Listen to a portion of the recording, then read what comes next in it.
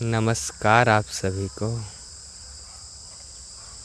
सवाल ये निकल कर आता है, भक्त और भगवान में क्या संबंध होता है। तो पहले समझते हैं भक्त। भक्त तो अवस्था है। भक्त तो एक चिंगारी है, बस पड़े और जल उठे।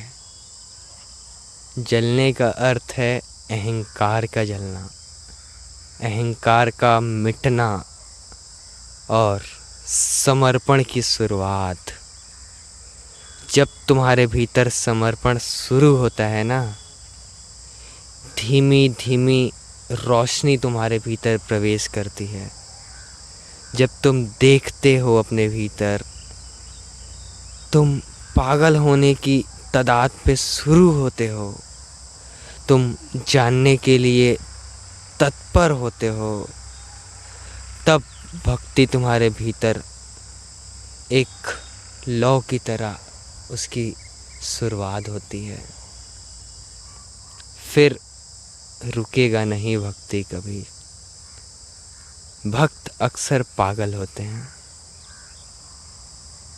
समर्पण से पागल होते हैं।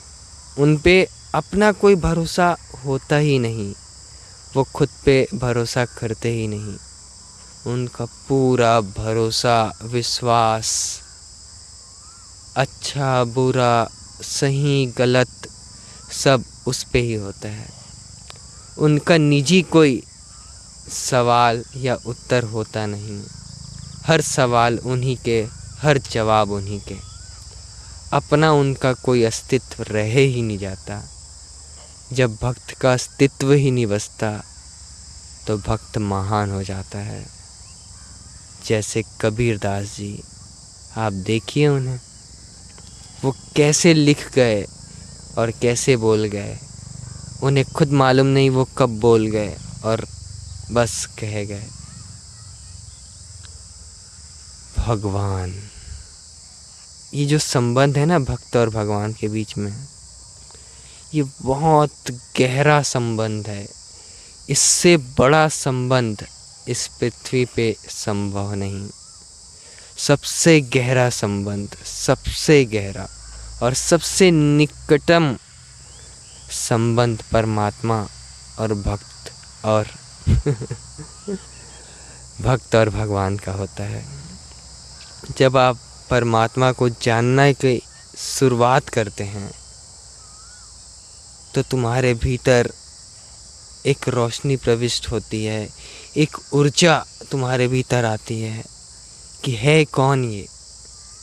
और जब जानने की शुरुआत होती है, तुम धीरे धीरे समर्पण करते हो, पूरा अपने आप को सौंप देते हो परमात्मा के प्रति।